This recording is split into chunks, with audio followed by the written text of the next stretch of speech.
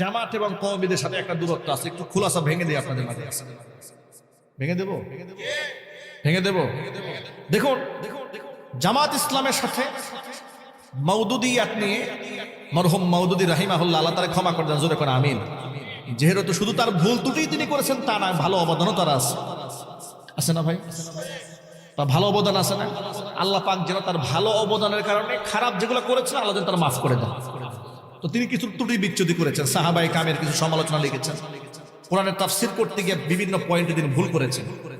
এই জন্য উপমহাদেশের এমনকি গোটা ওয়ার্ল্ডের অনেক ফেমাস উলামায়ে কেরাম তাফসীর করতে গিয়ে তিনি যে ভুলগুলা করেছেন, ব্যাখ্যা করতে গিয়ে ইসলাম সম্পর্কে যে ভুল করেছেন, সে বিরুদ্ধে কলম ধরেছেন, কলম ধরে মানুষকে সচেতন করেছেন। এই জন্য মওদুদির ওই সমস্ত ভুলের ব্যাপারে গোটা জাতিকে সচেতন থাকতে হবে যে আমরা মওদুদি সাহেবের ভালো কাজগুলোকে বিশ্বাস করলেও তার এই সাহাবী বিদ্বেষী চিন্তা চেতনা আমরা বিশ্বাস করি না। ঠিক না ভাই? জোরে বলেন। এটা তিনি ইচ্ছা করে করুক কিংবা অনিচ্ছায় করুক, এই মাসলা তো আমার জানা নাই, সেটা আল্লাহর সাথে তার মুআমালা। তবে আমরা আল্লাহর কাছে দোয়া করি আল্লাহ পাক যেন তারা মাফ করে দেয়। জোরে কোন আমি, তার ভালো অবদানও আছে। সেই মাওলানা মওদুদি রাহিমাহুল্লাহর প্রতিষ্ঠিত দল হচ্ছে জামাত ইসলামী বা বাংলাদেশ জামাত ইসলামী। এই যে বাংলাদেশ জামাত ইসলামী এই দলটা, এই দলের যে কেন্দ্রীয় নেতৃবৃন্দ যারা ছিলেন, মাওলানা মতিউর রহমান নিজামী রাহিমাহুল্লাহ, মাওলানা দিলওয়ার হোসেন সাইদি রহমাতুল্লাহি আলাইহি, এরপরে আলী হাসান মুজাহিদ, কামরুজ্জামান, কাদের মোল্লা, এই যে যারা ছিলেন, তাদের সাথে উলামায়ে কেরামের রাজনৈতিক দ্বন্দ্ব ছিল না। উলামায়ে কেরামের সাথে একটু মাসলাকগত দ্বন্দ্ব ছিল, চিন্তা চেতনা কিছু পার্থক্য ছিল। কিন্তু খুনি হাসিনা এই যে এদেরকে হত্যা করেছে, মাসলাকগত দ্বন্দ্বে হত্যা করে নাই। খুনি হাসিনা আগামীর বাংলাদেশে এদেরকে থ্রেট মনে করেছে। খুনি হাসিনা মানে ভারত। খুনি হাসিনা মানে কি? একটু জোরে বলেন। খুনি হাসিনা মানে খুনি হাসিনা না, কারণ খুনি হাসিনা হচ্ছে ভারতীয় প্রোডাক্ট। কথা বলতে হবে। আমি কি ভুল বললাম নাকি? সে যে ভারতীয় প্রোডাক্ট, আপনাদের সন্দেহ হয়? সে তো বলেছে যে ভারতকে আমরা যা দিয়েছি কোনোদিন বলতে পারবে না। তুমি যদি ভারতে প্রোডাক্ট না হয়, ভারতকে এত দিতে মন চায় কেন? কথা বলতে হবে, ঠিক না? ঠিক। খুনি হাসিনা যদি বাংলাদেশি প্রোডাক্ট হতো তাহলে বলতো ভারত থেকে আমরা যা অর্জন করেছি আমার জাতি কোনোদিন আমার বলবেন না। যদি বাংলাদেশি প্রোডাক্ট হয়, তুমি বাংলাদেশি প্রোডাক্ট নও, তুমি ভারতীয় প্রোডাক্ট, তুমি হিন্দুস্তানি প্রোডাক্ট। কথা বলতে হবে, ঠিক না? ঠিক। তুমি দিল্লির প্রোডাক্ট, যার কারণে বাংলাদেশটাকে তুমি ধ্বংস করতে দিল্লির তুমি আশ্রয় গ্রহণ করছো। তো দিল্লি মানে হাসিনা, হাসিনা মানে দিল্লি, ঠিক না? ওরা যখন বুঝতে পারল যে আমাদের এই স্বৈরতন্ত্র বাংলাদেশে বেশি দিন টিকায় রাখা যাবে না, জামাত ইসলামের রাজনৈতিক অঙ্গনে যারা আছে তাদের সাথে দেশের হক্কানে আলেম ওলামাদের ইখতিলাফি মতবাদ থাকতে পারে, কিন্তু তাদের সততা, তাদের ইনসাফ, তাদের ন্যায়পরায়ণতা, তাদের চরিত্র নিয়ে প্রশ্ন তোলার সাহস এই দেশে কারো নাই। আমার ভাইয়েরা, এই সমস্ত সন্ত্রাস এবং খুনিদের কাছে মানুষের জীবনের কোনো মূল্য নাই, কিন্তু ইসলামে মানুষের জীবনের মূল্য আছে না নাই? আরো যদি বলতে হবে, আছে না নাই? মানুষ খুন করা হালাল না হারাম? সবাই যদি বলে। মানুষ তো আপনি খুন করবেন দূরের কথা, মহান আল্লাহ তাআলা একটা প্রাণীকেও খুন করা নিষিদ্ধ করে দিয়েছেন। হাদিস শরীফের মধ্যে এসেছে, জনৈক খারাপ মহিলা যার চরিত্রে কোনো বালাই ছিল না, মরু প্রান্তরে যাওয়ার সময় তিনি দেখতে পেলেন একেবারে প্রচন্ড তৃষ্ণা এবং ক্ষুধার যন্ত্রণায় ছটফট করে একটা কুকুর মৃত্যু পথের যাত্রী হয়েছে, জমিনের মধ্যে হামাগুড়ি দিচ্ছে। মেয়েটা মনে মনে ভাবলো, সামান্য একটু পানি যদি কুকুরের মুখে দিতে পারতাম, কুকুরটা প্রাণে বেঁচে যেত। কিন্তু পানি পাবো কোথায়? মরু প্রান্তরে পানি খুঁজে না পেয়ে অদূরে একটা কুয়া দেখতে পেল। বহু কষ্ট করে পায়ের মোজাকে বালতি বানিয়ে, গায়ের উন্নাকে রশি বানিয়ে পানি একটু বের করে তৃষ্ণার্ত মৃত্যু পথের যাত্রী কুকুরের মুখের মধ্যে সামান্য পানি তুলে দিয়েছে। কুকুরটা পানি পান করার পরে জীবনটা যখন ফিরে পেল, লেজ লেরে রে মনিবের কৃতজ্ঞতা আদায় করলো, মহিলার কৃতজ্ঞতা আদায় করেছে। মৃত্যু পথের যাত্রী কুকুরটা প্রাণে বেঁচে যাওয়ার পরে মহিলা আত্মতৃপ্ত হলো যে আমি একটা প্রাণ বাঁচাতে পারলাম। পৃথিবীর কোনো মানুষ সেই দৃশ্য দেখে নাই, কিন্তু মহান আল্লাহ পাক দৃশ্য দেখেছেন।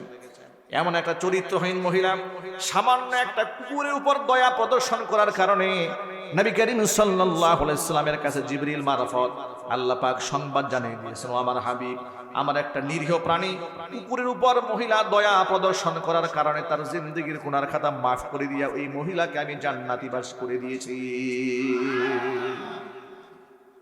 পক্ষান্তরে তিরমিজি শরীফের আরেকটা হাদিসের মধ্যে এসেছি, একটা বিড়ালকে ঘরের মধ্যে আটকায় রেখে তিল তিল করে কষ্ট দিয়ে তাকে হত্যা করেছে একজন তাহাজ্জুদ গুজারি নারী, পর্দাসীন মহিলা। অপরাধটা কি? মহিলার খাবারের মধ্যে বিড়াল মুখ দিয়েছিল, এটাই ছিল অপরাধ। এই অপরাধে বিড়ালকে হত্যা করার কারণে আল্লাহর নবীকে আল্লাহ পাক জানিয়ে দিলেন জিবরিল মারফত, ও আমার হাবিব, এই মহিলাটি বিড়ালকে কষ্ট দিয়ে মারার কারণে মহিলার সারা জীবনের সমস্ত ভালো আমলগুলাকে আমি আল্লাহ নষ্ট করে দিয়েছি, মহিলাকে আমি জাহান্নামে ঢুকিয়ে দিয়েছি। জোরে বলে নাউজুবিল্লাহ। যে ধর্ম, যে দর্শনে, যে আদর্শে একটা কুকুরের দাম আছে, বিড়ালের প্রাণের দাম আছে, সেই ধর্মে মানুষের জীবনের মূল্য আছে না নাই? অথচ রাজনৈতিক প্রতিহিংসার কারণে সমাজের মধ্যে মানুষের জীবনের কোনো মূল্য মানুষ দেয় না। এমনকি ঘোষণা দিয়ে দিয়ে বলে অমুকে টার্গেটে আছে, তমুকে টার্গেটে আছে, এরকম কথা বলে। আল্লাহর কসম করে বলি, মানুষ খুন করার জন্য যারা এরকম টার্গেটের কথা উল্লেখ করে ওরা মানুষের সন্তান হতে পারে না। দেখতে মানুষের মতো হলেও ওরা জানোয়ার, কোনো সন্দেহ নাই। মানুষ কারা খুন করতে চায় জানেন? যারা আদর্শ দিয়ে টিকতে পারে না, যারা বুঝে যায় যে এর সততার সামনে দাঁড়াবার যোগ্যতা আমার নাই, ওর ইনসাফের সাথে আমার যোগ্যতা নাই দাঁড়াবার, ঠিক না? ঠিক জুড়ে বলেন। তখন চেষ্টা করে এর খুন করে আমি ওই আসনটা দখল করতে চাই। সামনে নির্বাচন আসতেছে, আর বাকি আছে কতদিন? বাকি আছে 2 মাসের মতো বাকি আছে। এই যে 2 মাস বাকি আছে, নির্বাচন কমিশনের পক্ষ থেকে ঘোষণা করা হয়েছে নির্বাচনের তফসিল। ইতোমধ্যে দেখেছেন উসমান হাদিকে গুলি করার পরে প্রধান নির্বাচন কমিশনার বললেন যে তফসিল ঘোষণার পরে এরকম 2-1টা খুন খারাপি হতেই পারে, এটা একটা বিচ্ছিন্ন ঘটনা, নাউজুবিল্লাহি মিন যালিক। এবং তিনি বলেছেন অত্যন্ত হাসতে হাসতে, উপহাসের সুরে বলেছেন, যে নির্বাচন কমিশনার কাছে খুন খারাপি কোনো ঘটনাই না, এর নেতৃত্বে বাংলাদেশের সুষ্ঠু নির্বাচন হবে, এটা তো পাগলেও বিশ্বাস করতে পারে না। কথা ঠিক নেবে? ঠিক। এই নির্বাচনের কমিশনের আন্ডারে আমি কেমনে একটা সুষ্ঠু নির্বাচন? চিন্তা করেন। যে লোক বলে তফসিল ঘোষণার পরে তো 2-1টা খুন খারাপি হইতেই পারে, এগুলা আগেও হয়েছে, এখনো হচ্ছে। যারা খুনকে ছোট করে দেখে এদেরকেও তো আমরা মানুষ মনে করি না। এই নির্বাচন কমিশনের তো যোগ্য নয়, এ তো অযোগ্য ব্যক্তি, তার ব্যাকগ্রাউন্ড চেক করা উচিত। কথা বলতে হবে, ঠিক নেবে? ঠিক। জাতির কাছে নিঃশর্ত ক্ষমা ভিক্ষা চাওয়া উচিত। এই লোক এমন বেয়াদবিমূলক কথাবার্তা বলে কি করে? মানুষের রক্তের বিরাট মর্যাদা ইসলামে। এবার আপনাকে হাদিস থেকে একটা রেফারেন্স শোনাই। বিদায় হজের ভাষণে 1.25 লক্ষ সাহাবীর সামনে আল্লাহর নবী দাঁড়িয়ে বললেন, বিরাট খুতবা দিয়েছেন, তার মধ্যে আংশিক একটা অংশ হচ্ছে ইন্না দিমাআকুম ওয়া আমওয়ালাকুম ওয়া আ'রাদাকুম হারামুন আলাইকুম কা হুরমাতি ইয়াউমিকুম হাযা ফি শাহরিকুম হাযা ফি বালাদিকুম হাযা। নবীজি বলেন, নিশ্চয় তোমাদের একে অপরের জান, ইন্না দিমাকুম একে অপরের রক্ত, ও আমওয়ালাকুম একে অপরের সম্পদ, ও আ'রাদাকুম এবং একে অপরের সম্মান, হারামুন আলাইকুম তোমাদের জন্য হারাম। কেমন হারাম? কা হুরমাতি ইয়াউমিকুম হাযা এই দিনটা যেমন হারাম, এই মাসটা যেমন হারাম, এই শহরটা যেমন তোমাদের জন্য হারাম। হারাম মানে সম্মানিত, হারাম মানে কি? সম্মানিত। আমরা বলি হারাম শরীফ, কি বলি যদি বলেন? এই যে হারাম মাস, যে মাসে অবৈধ কাজ করা নিষিদ্ধ, এই মাসের সম্মানটা যেমন, দিনের সম্মানটা যেমন, এই শহরের সম্মানটা যেমন একে অপরের কাছে, ঠিক না? ঠিক। এগুলো ভালো জিনিস, সম্মানহানি করবেন না কারো। একটা রিক্সাওয়ালারও সম্মান আছে, একটা ভ্যানওয়ালারও সম্মান আছে, একটা হত দরিদ্র মানুষ তারও ইজ্জত আছে। আপনি এটা মনে ভাববেন না তুই রিক্সা চালায় খায় ওর কি কোনো সম্মান আছে নাকি? হোটেল বয় যারা আছে, মেসিয়ার যারা আছে, তাদেরকে অনেক সময় লোকেরা সম্মান দিতে চায় না। হোটেলে ঢুকে এই ছেলে এদিকে আয়, এরকম ডাক দেয়, মুখের ভাষাটা এরকম, এই ছেলে এদিকে আসো, এই বল্টু নিয়ে আসো এখানে, ডাক দিয়েছে। এরপরে বলে এই টেবিলটা যে ময়লা, চোখে দেখিস না তুই? ব্যবহারটা খেয়াল করেন। মানে সে মিসিয়ার হওয়ার কারণে, আর উনি এখন খেতে বসেছেন, মনে হচ্ছে একেবারে নবাবজাদা নসরুল্লাহ খান। অথচ ব্যাকগ্রাউন্ড তালাশ করে দেখবেন ওর বাপ্পা ভিক্ষা করে খাইতো। কথা বলে না কেন? হয়তো দুদিন আগেও কৃষি কাজ করেছে, নিম্নমানের কাজ করেছে, রাস্তাঘাটে কামলা দিয়ে খেলেছে, হঠাৎ করে জায়গা জমির দাম বেড়েছে, পয়সাওয়ালা হয়ে গেছে, জমি বিক্রি করে গাড়ি একটা চড়ে সানগ্লাস একটা কপালের মধ্যে উঠাই নিয়ে এসে চোখেও দেয় না। এরপরে পায়ের উপর পা তুলে ধমক দিয়ে বসছে, রিক্সাওয়ালাকে থাপ্পড় দিয়ে বসছে, অটোওয়ালারে। মেজাজ কত গরম, হেডাম কত শরীরে, শক্তি কত বেটা। গার্মেন্টস শ্রমিকের গায়ে হাত তুলে বলেছে, কথা একটা হয়েছে, একটা এদিক সেদিক হয়েছে, বাস এর গায়ে থাপড়ানো শুরু করেছে। এই অভ্যাসগুলো আমাদের সমাজে আছে না নাই? আরো জোরে বলুন। আপনার কিসের অহংকার? আপনার কিসের অহংকার? ক্ষমতা, টাকা পয়সা। আপনার চেয়ে কত বেশি সম্পদ ছিল কারুনের, ক্ষমতার অহংকার করেন। আপনার চেয়ে কত বেশি ক্ষমতা ছিল ফেরাউনের, নমরুদের, ঠিক না ভাই? ঠিক। আপনার চেয়ে কত বেশি স্বৈরাচারী ছিল হাসিনা।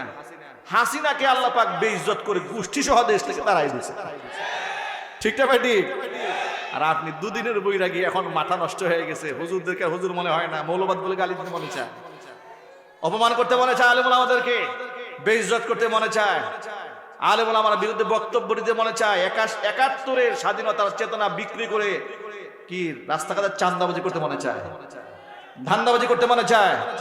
এই স্বাধীন সার্বভৌম রাষ্ট্রে জুলাই আগস্ট এরপরে একটা সুযোগ আল্লাহ পাক আমাদের হাতে দিয়েছেন। আমরা স্বৈরাচারী কায়দার আর রাষ্ট্র পরিচালিত হতে দেব না ইনশাআল্লাহ। একদম ক্লিয়ার বক্তব্য আমাদের পরিষ্কার বক্তব্য। স্বৈরাচারী হাসিনা এবং তাদের নাতিপুতিরা যেভাবে দেশ চালিয়েছে, আমরা সেভাবে এই রাষ্ট্র আর চালাতে দেব না। কোন চান্দাবাজদের হাতে আমরা রাষ্ট্র ছেড়ে দেব না। কোন গুন্ডা মাস্তানদের হাতে, ওই যে 10টা গুন্ডা 20টা হুন্ডা, এগুলা দিয়ে আপনারা পুরা ময়দান দখল করে নির্বাচন যেমন খুশি তেমন করবেন, এটা আমরা এই দেশে করতে দেব না। এদেশের সাধারণ জনতা পর্যন্ত এখন তাওহীদ জনতার হাতে হাত রেখেছে। এটা ইনসাফের বাংলাদেশে আমরা গড়ে তুলব। যত প্রতিবন্ধকতা সামনে আসুক না কেন, উসমান হাদির মতো বুক টান টান করে আমরা দাঁড়ায় যাব। রাজি আছেন ইনশাআল্লাহ? আপনারা কারা কারা আছেন? দুহাত দেখতে চাচ্ছি। আল্লাহ কবুল করেন, জোরে করেন আমিন। আমার প্রিয় ভাইরা, এজন্য বলি, আমাদের রক্তের মূল্য আছে, আমাদের জীবনের মূল্য আছে, আমাদের সম্পদের মূল্য আছে, আমাদের সম্মানের মূল্য আছে। আমরা কেউ কাউকে অসম্মান করব না, আমরা কেউ কাউকে ছোট করে দেখব না, অহংকার প্রদর্শন করব না। কারণ অহংকারের মালিক তো আমি নই, অহংকারের মালিক কে? ওয়ালাহুল কিবরিয়া মা ফিস সামাওয়াতি ওয়াল আরদি, আসমান জমিনে অহংকারের একমাত্র মালিক আল্লাহ রাব্বুল আলামিন। কিসের অহংকার আপনার? আমার কিসের অহংকার? সুস্থতার অহংকার। একটা রোগ হলে, একদিন ডায়রিয়া হলে, কলেরা হলে একেবারে চিৎ ফটাং হয়ে শুয়ে থাকতে হবে আপনার মহাখালী গিয়ে, ঠিক না? বেরিক জুড়ে বলেন।